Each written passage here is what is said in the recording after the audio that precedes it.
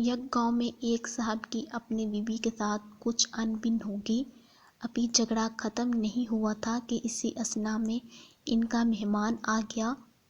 خاوند نے اسے بیٹھک میں بٹھا دیا اور بیوی سے کہا کہ فلاں رشتہ دار مہمان آیا ہے، اس کے لیے کھانا بناؤ۔ وہ غصے میں تھی، کہنے لگی تمہارے لیے کھانا نہ تمہارے مہمان کے لیے۔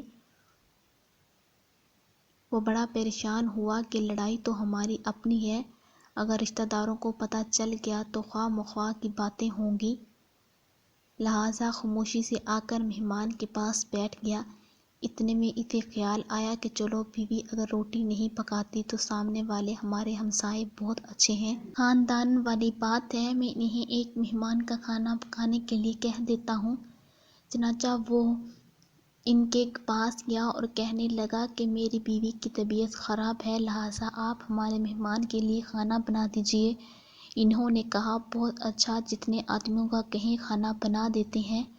وہ مطمئن ہو کر مہمان کے پاس آ کر بیٹھ گیا کہ مہمان کو کم سے کم کھانا تو مل جائے گا، جس سے عزت بھی بچ جائے گی۔ تھوڑی دیر کے بعد مہمان نے کہا ذرا ٹھنڈا پانی تو لا دیجیے۔ وہ اٹھا، گھڑے کا ٹھنڈا پانی لاتا ہوں۔ اندر گیا تو دیکھا کہ بیوی صاحبہ تو زار و قطار رو رہی ہیں۔ وہ بڑا حیران ہوا کہ یہ شیرنی اور اس کے آنسو۔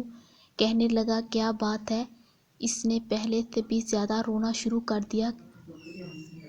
کہنے لگی بس مجھے معاف کر دیں۔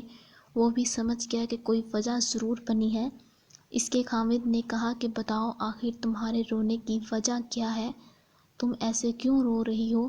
بیوی نے کہا کہ پہلے مجھے معاف کر دیں، پھر میں آپ کو بات سناؤں گی۔ خیر، اس نے کہہ دیا کہ جو لڑائی جھگڑا ہوا ہے میں نے وہ دل سے نکال دیا ہے اور تمہیں معاف کر دیا ہے۔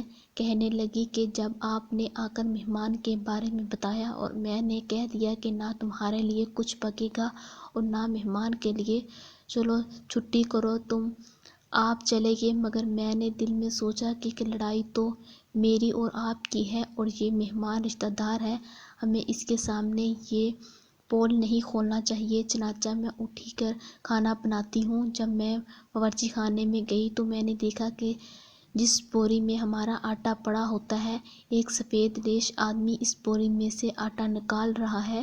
میں یہ منظر دیکھ کر سہم گئی۔ وہ مجھے کہنے لگا اے خاتون، پریشان نہ ہو، یہ تمہارے مہمان کا حصہ تھا جو تمہارے آٹے میں شامل تھا۔ اب چونکہ یہ ہمسائے کے گھر میں پکنا ہے، اس لیے بھی آٹا لینے کے لیے آیا ہوں۔ اس واقعے سے ثابت ہوتا ہے کہ مہمان بعد میں آتا ہے، جبکہ اللہ تعالیٰ اس کا رزق پہلے بھیج دیتے ہیں۔